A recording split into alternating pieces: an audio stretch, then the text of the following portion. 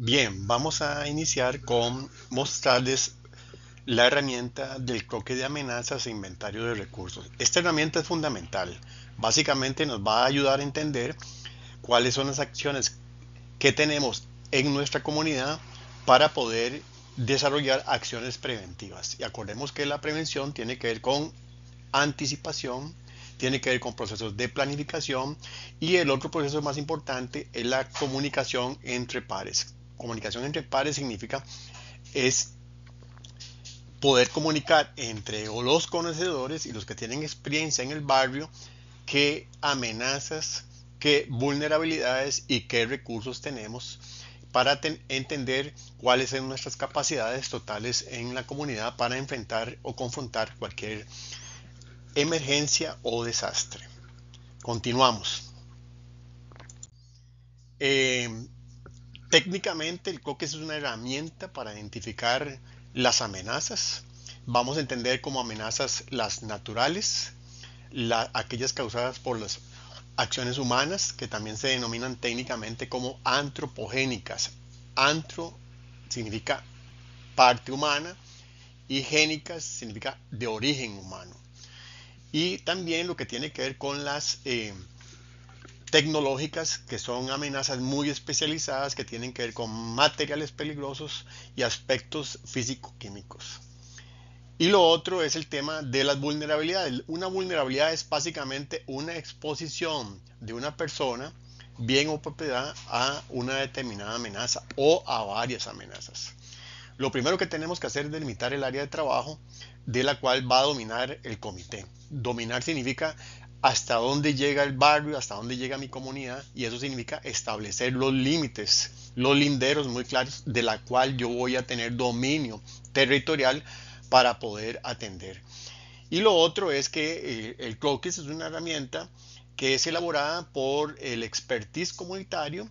Cuando estamos hablando del expertise comunitario, estamos hablando de aquellos líderes que conocen muy bien el barrio, pero que conocen cada detalle de esa comunidad porque por su experiencia lo han caminado, lo han recorrido y entonces tienen en su mente y en su historia de vida todos los elementos que pueden constituirse por ahora en amenazas.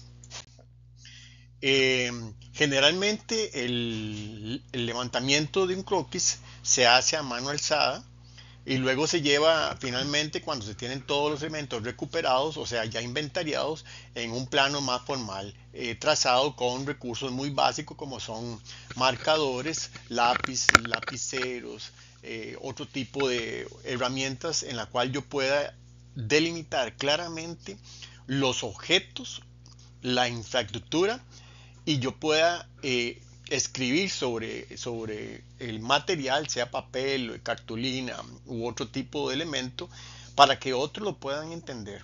Siempre utiliza puntos de referencia elementales que todos podemos conocer, por ejemplo, edificios, infraestructura, las viviendas, por supuesto, las que alcancen, ¿verdad? Las que podamos tener claro sobre eso. Y la infraestructura nos interesa puentes esenciales, puentes que la comunidad reconoce, pasos, eh, caminos u otro tipo de rutas que podemos identificar en el área. Y luego a partir de ahí, de ese levantamiento básico, que generalmente se hacen en cuadrantes, cuando estamos en un área urbana, eh, podemos identificar luego lo que son los elementos naturales, como ríos, quebradas, los terrenos que pueden tener cierta condición topográfica, ¿verdad? Por ejemplo, áreas inestables o que creemos que nosotros que tienen mucha pendiente y que podrían fallar en caso de lluvias muy intensas, por ejemplo. Y después de eso que tenemos la planta urbana, la planta de la comunidad delimitada, podemos ir inventariando todos los recursos que nosotros reconocemos en el barrio o la comunidad. Entiéndase pulperías, salón comunal, los hidrantes. Generalmente son todos aquellos objetos que nos tienen un servicio a la comunidad. Técnicamente se llaman servicios a la funcionalidad de la comunidad que técnicamente también se denominan líneas vitales. Y ahí entran, por ejemplo, lo que es telefonía, la internet, lo que es la energía eléctrica, lo que son la parte de los elementos del agua, ¿verdad? Tuberías. A veces la comunidad conoce por dónde va la tubería principal, entonces a veces es importante identificar esos elementos prioritarios porque en un gran desastre pueden fallar. Por ejemplo, el caso de los terremotos, de los deslizamientos o las inundaciones, donde esas infraestructuras por lo generalmente colapsan, fallan o quedan destruidas. Eh, la información del croquis se levanta de forma participativa, no lo hace solo una persona porque genera un sesgo, o sea, un sesgo es una desviación porque solo va a tener un criterio. Se trata de que sea lo más participativo posible, por eso es que ustedes lo van a hacer en equipo, para obtener mejores observaciones y la retroalimentación de campo, ¿verdad? Porque cada uno tiene diferentes percepciones y además de ello tiene diferentes visiones y además la experiencia de vida. Entonces algunas personas tienen mejor conocimiento del barrio que otros y juntos podemos completar esa memoria colectiva y trazarla en el tema del croquis, ¿verdad? Podemos tener otros complementos, ¿verdad? Ayudas adicionales, por ejemplo, imágenes de Google Earth o de cualquier otra fuente de información para mejorar el croquis que estamos haciendo, pero generalmente eso se hace posterior, o ayuda de la municipalidad porque tal vez la municipalidad tiene otros datos que la comunidad no conoce, o de los comités municipal de emergencia o de otras instituciones que pueden ayudarnos a concluir mejor la herramienta de lo que es el croquis de amenazas. Bueno, el primer paso es definir el área de trabajo, o sea, los linderos del barrio, de a dónde llega el barrio, para no inventar y no meternos en otros barrios donde el comité no puede abarcarlo, ¿verdad? Eso es importantísimo. Y lo otro es, ya una vez establecidos los linderos, vamos a hacer una organización para el trabajo de campo. En este caso, como grupo de trabajo, vamos a identificar las amenazas, todas las amenazas posibles, ya lo dije, naturales, antropogénicas o tecnológicas. Y también vamos a evaluar las vulnerabilidades de la comunidad. Incluye el tema de las aceras, incluye el tema de las alcantarillas sin tapa, incluyen algunos pasos de nivel que son prohibitivos para la gente que tiene ciertas, digamos, tienen ciertas incapacidades para maniobrar, digamos, ¿verdad? Algunos problemas en esa línea. Y una vez que tenemos esa base levantada, podemos ir listando los recursos de la comunidad. Los recursos de la comunidad por lo general pasan en una simbología que vamos a colocar en el croquis, pero además de eso va a un registro en una libreta o en una hoja Excel para los que tengan recursos de computadora, donde vamos a inventariar y colocar la pulpería, el nombre de esa pulpería, algunos otros datos, por ejemplo, como el caso de los hidrantes, otros recursos que existan en el área, como por ejemplo a veces hay tanques de agua o hay antenas para mejorar la recepción de telefonía celular. En fin, yo hago un inventario que debo colocar por aparte en una hoja de papel, en una libreta o en una hoja Excel para los que usan recursos digitales, ¿verdad? Un poquito la idea es tener ese inventario a mano para muchas utilidades. Por lo general, los croquis utilizan una simbología que la hacemos previo. Vean en este caso que esta comunidad identificó los albergues, los centros médicos, los almacenes de línea blanca, todos los que tienen que ver con el tema de utilería de cocinas, de la parte de la casa, la refrigeradora, etcétera. Estos almacenes venden ese tipo de cosas. Las ferreterías, por supuesto, los supermercados, las iglesias, la misma municipalidad, los bancos, panaderías, restaurantes. Ahí registraron también lugares religiosos. Y en este caso colocaron en dónde están colocados los miembros, dónde viven los miembros del Comité Comunal de Emergencias. Eso es importantísimo para tomas de decisiones en muchos casos y para saber también temas de planificación de respuesta a la crisis o la emergencia. También tenemos el tema de los centros educativos, sean escuelas, colegios o kinder, ¿verdad? Entonces, uno podría enumerar, ahí usaron colores, pero podríamos tener algunas figuras que ustedes pueden imaginativamente crear, ¿verdad? Hay estilos, no vamos a imponer reglas cartográficas en este caso acá, porque queremos que también la comunidad tenga su creatividad. Eso se llama simbología.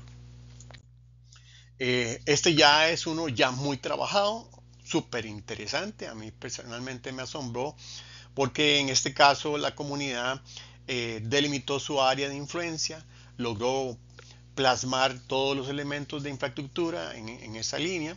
Ellos tienen un área en color lila donde descubrieron, porque eso es una quebrada que está impermeabilizada, es decir, está sepultada por la infraestructura de pavimento y aceras y casas, y descubrieron que su recorrido. Entonces ellos prácticamente lograron extraer la amenaza y los elementos vulnerables, o sea, los elementos que están expuestos.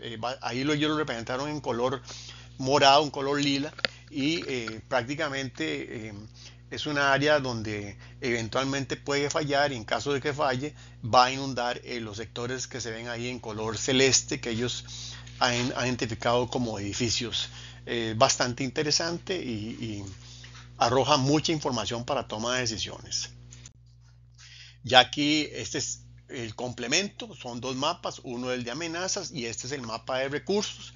Todos los recursos que están disponibles en esa área, y hicieron un inventario muy detallado, muy interesante y muy decisorio para cuando tengamos que usarlos en caso de una crisis o desastre. Esta es otra comunidad, aquí ellos inventariaron el tema exclusivo de amenazas. Esa es una comunidad que se llama Calle El Alto. Ellos delimitaron ahí las quebradas que son problemáticas, que están en color azul, aquí se ven claramente, y otros detalles como las carreteras principales, y además colocaron los sitios donde están las X, son donde la gente del comité habita, ¿verdad? Pero además colocaron otros recursos que están claves en ese croquis. Pero además colocaron, le pusieron una especie de triángulo con un color naranja donde identificaron áreas por posibles incendios. Quiere decir que ellos lo que me decían a mí es que corresponden a talleres que hay en esa zona y que los consideran como sitios de peligro. Y efectivamente así, en este caso sería una amenaza antropogénica. Este es todavía más elaborado porque ellos contaron el número de casas, colocaron las casas que hay en la totalidad, pero colocaron en color rojo aquellas que son más vulnerables. Las vulnerables es porque tienen a la amenaza a la par, ¿verdad? En este caso es una quebrada que está en este sector de acá, y ellos descubrieron además que en la mayoría viven personas edad avanzada, adultos mayores, y en algunos lados tienen alguna discapacidad. Inclusive encontraron gente con manejo de silla de ruedas, y entonces eso les permite entonces tener una idea de cómo tratar esa población en caso de tener que evacuarlas o en el caso de que existiera una inundación potencial. Y además mapearon un lugar importante que es el centro educativo, y el centro educativo sí está en un área de cierto peligro, ¿verdad? De cierto riesgo, porque se conjuga con aspectos de deslizamiento junto con el tema de inundaciones. Luego ellos se dieron a la tarea de conversar con la gente de la escuela para tener la cantidad de niños y niñas que había en ese sector. Finalmente, ahí tenemos el mapa de recursos. Ellos lo dieron en tres partes. Primero el mapa de amenazas, que es por donde empezamos. Luego el mapa de vulnerabilidad, que son los elementos que estarían expuestos a las amenazas. Y finalmente los recursos con que cuentan, ¿verdad? Entonces ellos hicieron esa diferenciación, lo cual me parece muy práctico, ¿verdad? Y aquí ya es un poquito el resumen, donde prácticamente tenemos las cuestiones que tienen que ver con la combinación de los tres elementos para el cálculo de el riesgo y de nuestras capacidades. Entonces tenemos amenazas, vulnerabilidad y recursos. Sin esos tres es imposible tener una idea cuantificada del riesgo para poder decir si este es bajo, si este es medio o si es riesgo alto. Necesitamos hacer esos tres inventarios y es importante que ese trabajo de campo pueda ser desarrollado para tener una idea clara de cómo trabajarlos en el plan comunal de gestión del riesgo. Y en una parte práctica podríamos decir también el plan de emergencias. El plan de emergencia corresponde a la actuación, a la definición de roles y responsabilidades en caso de que se presentara un desastre. Cambia. El plan de gestión del riesgo es el plan que nos involucra a todos de la comunidad para evitar que los riesgos no se materialicen, o sea, no aparezcan. Bueno, básicamente el tema de estas herramientas es que nos permiten tener criterios de prevención. Yo no puedo hacer prevención si no tengo el conocimiento y el dominio territorial de las amenazas, la vulnerabilidad y los recursos existentes en el barrio. Técnicamente es una ecuación universal, lo trabajan todos los países, desde Japón, Estados Unidos, Holanda, en fin. Y se trabaja como la ecuación del riesgo es igual la amenaza por la vulnerabilidad. Por ahora es una combinación de las dos. El asterisco ahí significa combinación, algunos también le dicen multiplicación, pero tenemos que cruzar los dos, ¿verdad? La amenaza, la vulnerabilidad, para saber en qué estas áreas están coincidiendo para hacer el cálculo, ya sea cualitativo o cuantitativo. Esta es la fórmula, muy conocida en casi todos los manuales técnicos, donde el riesgo se puede parametrizar. Parametrizar significa que yo puedo calcularlo. Al calcularlo, entonces yo puedo decir que cuándo es riesgo bajo, cuándo es riesgo moderado y cuándo es riesgo alto. La amenaza aquí ya la hemos explicado extensivamente. La vulnerabilidad, que se refiere a la exposición con respecto a la amenaza, que está expuesto con respecto a la amenaza. Y finalmente podemos materializarlo. Aquí básicamente se ve un deslizamiento. El deslizamiento está en este sector y aquí se ven las casas que están directamente expuestas. Entonces, cuando tenemos una exposición directa, decimos que el riesgo es alto, porque la amenaza está activa, está trabajando sobre ese recurso, que en este caso son viviendas, y en las viviendas tenemos personas, y entonces las personas se pueden desagregar. Entonces nosotros podemos hablar de la vulnerabilidad por familia, vulnerabilidad inclusive cuando hablamos de los niños y las niñas, o vulnerabilidad cuando tenemos los adultos mayores, o la vulnerabilidad cuando tenemos personas que tienen algún tipo de discapacidad o de enfermedad. Entonces ahí se va definiendo, y dependiendo de donde encontremos los factores vulnerables, entonces va a ir rankeando la fórmula de manera tal que yo puedo inclusive identificar cuáles viviendas tienen más riesgo que otras. Y esa es la forma en que se trabaja en el territorio la ecuación del riesgo de una forma práctica, ¿verdad? Básicamente estas herramientas tienen que ver con dos elementos. Uno, prevención.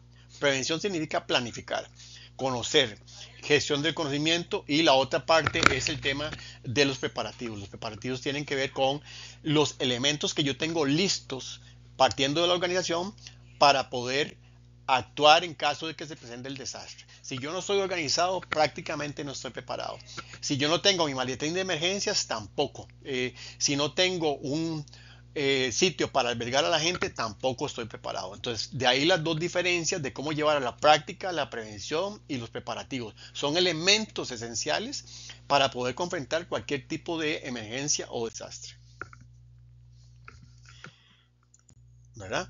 Aquí algunos ejemplos de cómo podemos tener croquis muy bien elaborados hasta croquis muy sencillos. Aquí ya trabajamos el croquis para establecer los puntos de seguridad, los puntos de evacuación, los puntos de encuentro, pero cuando ya tenemos estudiado los factores de amenaza y los factores de vulnerabilidad.